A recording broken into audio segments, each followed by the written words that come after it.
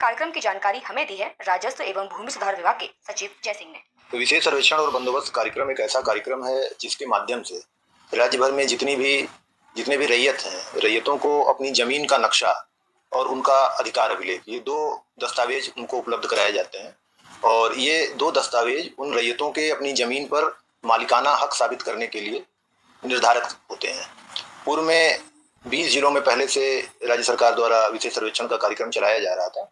अभी वर्तमान में एक साथ सभी 38 जिलों में चलाने का निर्णय हुआ है, जिसके आलोक में यह कार्रवाई की जा रही है।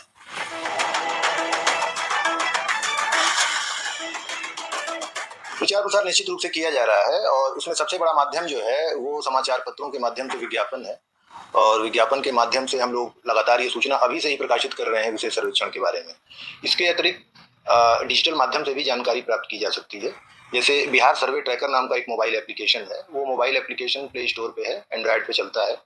उसके माध्यम से आप अपने अंचल को, अपने मौजे को सेलेक्ट करके वहाँ पर सर्वेक्षण के प्रक्रम में अभी क्या कार्रवाई हो रही है, वहाँ पे कौन से अमीन हैं, कौन से कानूनगो हैं, उनका नाम क्या है, पता क्या है और उनका संपर्क मोबाइल क्या है, ये जानकारियाँ आप वहाँ से प्राप्त कर सकते हैं।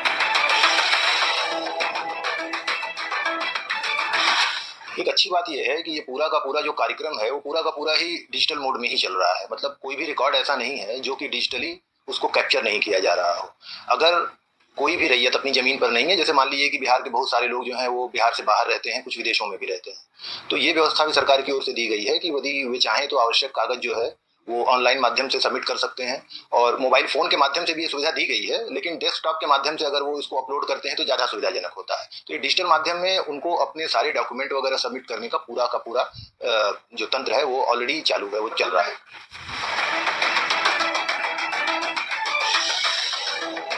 देखिए, सबसे जरूरी है कि अगर आप रैयत हैं तो आपको अपनी जमीन के बारे में 4 इन्फॉर्मेशन होनी चाहिए। पहला, उसका खाता क्या है, उसका खेसरा क्या है, उसकी चौहद्दी क्या है और उसका रकबा क्या है। ये 4 आइटम हर व्यक्ति को, हर रैयत को अपनी जमीन के बारे में पता होना चाहिए। और इससे संबंधित जो भी दस्तावेज हैं, जैसे जमीन आपको बंटवारे से मिली है, आपने खरीदा है तो उसका सेल डीड होगा। अगर आपके घर में बंटवारा हुआ है तो बंटवारे के कागज होंगे। इसके अतिरिक्त उत्तराधिकार से मिली है, तो जिस भी तरीके से जमीन आपको प्राप्त हुई है उसका साक्ष्य होना चाहिए। इसके अतिरिक्त अगर पहले से आपकी कोई जमाबंदी चल रही है, आपके पास राजस्व रसीद है, आप पहले से रैयत के रूप में लगान दे रहे हैं, तो ये सारे डॉक्यूमेंट उनको इकट्ठा करना है। दूसरा एक और काम करना है कि सर्वे के समय आप अपनी जमीन की मेड़ वगैरह को ठीक कर लें। कई बार क्या होता है कि जैसे एक प्लॉट है, उस प्लॉट में कोई किसान 3 फसल लगाता है अलग अलग तरीके, किसी ने सब्जी लगा दी एक कोने में, किसी दूसरे कोने में कुछ लगा दिया। तो उस समय जब सर्वे हो रहा है तो आप उन जो अस्थायी मेड़े हैं उनको हटा करके पूरी जमीन को ठीक ठाक कर लें वास्तविक स्थिति के अनुसार, ताकि उसका सही पैमाइश उसकी सही से हो सके। देखिए, बंटवारे में बिहार एक ऐसा राज्य है जिसने लोगों को, रैयतों को बड़ी सहूलियत दी है कि आप पारिवारिक बंटवारा करके और नाम मात्र के शुल्क पर उसको रजिस्टर्ड करा सकते हैं, मात्र 100 रुपए दे करके। और मुझे लगता है इस तरीके की व्यवस्था अन्य राज्यों में नहीं है। तो एक ये बड़ी अच्छी व्यवस्था है, इसका उपयोग रैयत कर सकते हैं। या अगर रजिस्टर नहीं भी है उनका बंटवारा, लेकिन उसमें जितने भी हिस्सेदार हैं, अगर सभी हिस्सेदारों की सहमति और उनका हस्ताक्षर है, तो ऐसे बंटवारे को भी माना जाता है बिहार में और उसके आधार पर दाखिल खारिज की कार्यवाही भी की जाती है। तो अच्छा होगा कि यदि बंटवारा है तो बंटवारे के कागजात रहें, और अगर बंटवारा नहीं है तब फिर उस जमीन को संयुक्त रूप से जो है वो संयुक्त रूप से सभी जितने भी हिस्सेदार हैं उनके नाम पे उसको लिखा जाएगा। फिर देखिए, पंचनामा, मूल बात जो मैंने अभी बताई कि जितने हिस्सेदार हैं सबकी सहमति है और सबका हस्ताक्षर है, तब वो निश्चित रूप से मान्य है।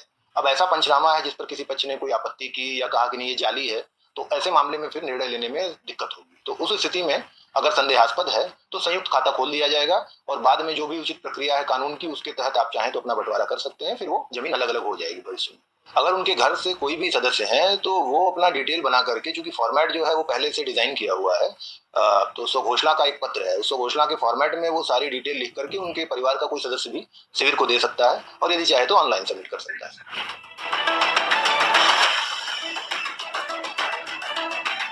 अनिवार्य तो नहीं है, लेकिन जैसे मान लीजिए सीमा पर किसी का प्लॉट है, गांव के बॉर्डर पर, तो अगर वो उस समय रहता है तो निश्चित रूप से वो सही सीमांकन करा पाएगा। और अगर वो नहीं है तो फिर दिक्कत होगी। मैंने पहले भी कहा है कि अगर रैयत खुद से रहते हैं तो वास्तविक स्थिति की जानकारी दे पाएंगे, और उनकी अनुपस्थिति में अगर सर्वे में थोड़ी त्रुटि हुई तो बाद में उन्हें उसकी जो प्रक्रिया है उसके हिसाब से अपील की कार्रवाई करनी पड़ेगी।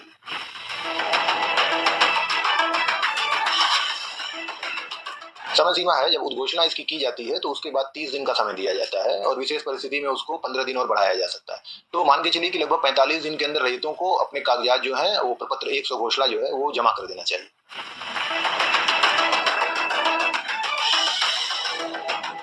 देखिए, सर्वे तो फिर भी होगा। सर्वे में शुरुआती प्रक्रिया के बाद एक प्रक्रिया होती है खानापुरी। उस प्रक्रिया में भी जितने भी रैयत हैं उनसे उनके कागजात लिए जाते हैं। तो रैयत अगर शुरू में चूक गए हैं, वो नहीं दे पाए हैं किसी भी वजह से, तो खानापुरी की प्रक्रिया के समय वो अपने कागजात जो है वो दे सकते हैं।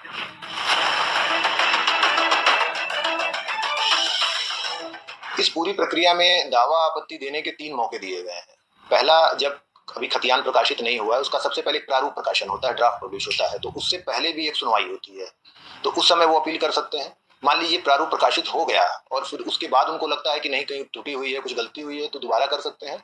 और एक और मौका है, जब अंतिम रूप से प्रकाशित हो जाता है खतियान, उसके बाद भी उनके पास 90 दिनों का समय रहता है, उस समय भी वो अपनी एक अपील में दावा आपत्ति दे सकते हैं उस समय।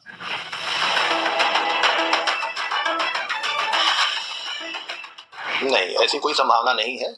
जमीन का मालिकाना इस आधार पर तय नहीं होता है कि सर्वे के समय उस पर कौन मौजूद है, बल्कि उसके साथ साथ अन्य साक्ष्य भी देखे जाते हैं। उस जमीन में खतियान में क्या स्थिति है।